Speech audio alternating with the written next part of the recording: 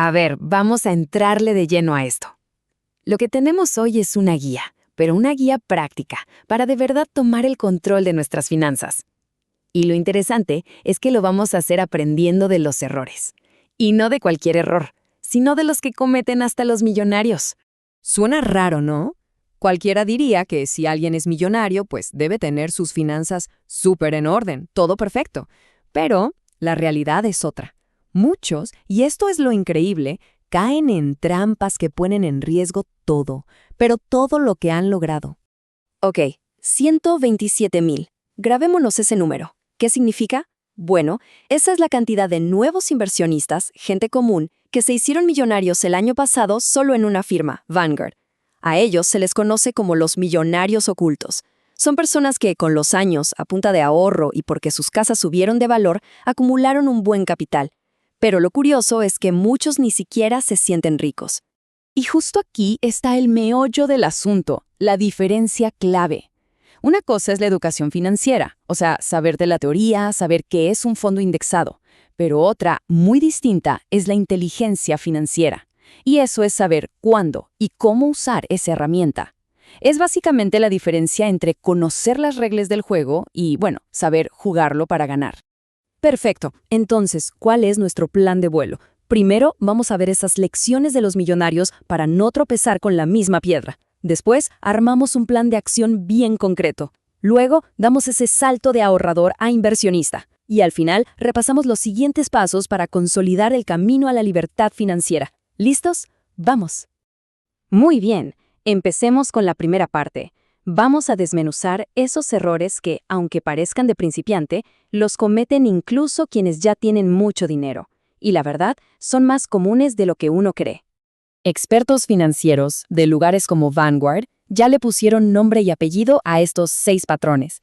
Y los vamos a ver uno por uno.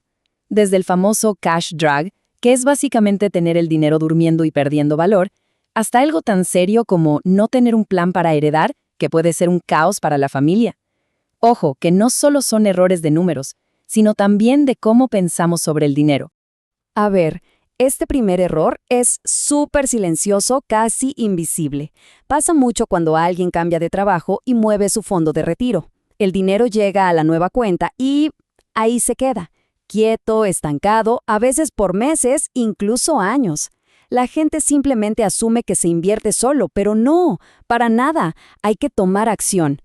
Y miren, este gráfico lo deja clarísimo. Mientras el dinero en efectivo, el cash, con suerte le gana un poquito a la inflación, las acciones a lo largo de la historia han dado rendimientos mucho, pero mucho más altos. Entonces, tener el dinero ahí parado no es ser conservador, es literalmente estar perdiendo poder de compra todos los días. Es el famoso costo de oportunidad en acción. Ahora vamos con el segundo error. Y este es bien curioso porque nace de algo bueno, la lealtad. Pasa que a muchos les dan acciones de la empresa para la que trabajan. Suena genial, ¿no? El problema es que con el tiempo, sin darse cuenta, el 75% o más de su patrimonio está en una sola compañía. Es la definición de poner todos los huevos en la misma canasta. Si a esa empresa le va mal, imagínense el desastre. Y por eso mismo, la regla de los expertos es súper clara, casi una ley.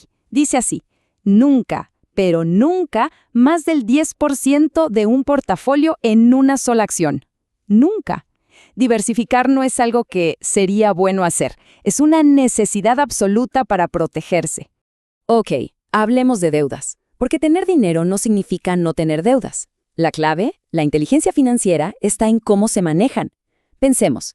¿Tiene sentido tener una deuda de tarjeta de crédito que cobra un 20% de interés, mientras los ahorros están dando un 3%?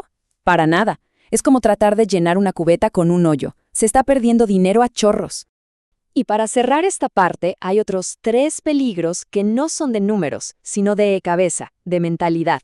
Primero, el no planificar la herencia, los testamentos, que es dejarle un problemón a la familia. Segundo, esa idea de que los asesores financieros son solo para los superricos. ¡Falso! Y por último, algo bien triste, el miedo a gastar el dinero en la jubilación después de haber trabajado toda la vida para tenerlo. Es un miedo irracional que no deja disfrutar. Bueno, ya vimos todo lo que puede salir mal.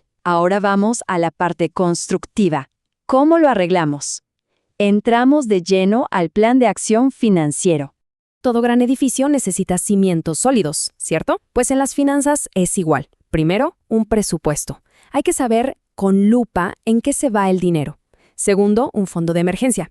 Ese colchón de 3 a 6 meses de gastos que nos deja dormir tranquilos. Y tercero, y esto es oro puro, automatizar el ahorro. Que un 10 o 15% de los ingresos se vaya a otra cuenta, solitos sin pensarlo. La regla de oro, pagarse a uno mismo primero, siempre. Miren, esta matriz es como un GPS financiero. Nos dice qué hacer primero para tener el mayor impacto. La prioridad máxima, lo que está en alta, es protegernos, o sea, armar ese fondo de emergencia y salir de las deudas caras, las de las tarjetas de crédito. Una vez que esa base está sólida, ya podemos pasar a lo siguiente, invertir para crecer y planificar a largo plazo. Muy bien, llegamos a un momento clave, un verdadero punto de inflexión en la vida financiera de cualquiera. Es el paso de simplemente guardar dinero a ponerlo a trabajar. Vamos a hablar de cómo pasar de ser ahorrador a ser inversionista. Y esta frase de verdad hay que grabársela a fuego, sobre todo para quienes están empezando. Lo más importante no es con cuánto dinero se empieza, sino por cuándo se empieza. El tiempo es el ingrediente secreto. El interés compuesto es esa magia, ese efecto de bola de nieve donde el dinero que se gana, a su vez, empieza a generar más dinero.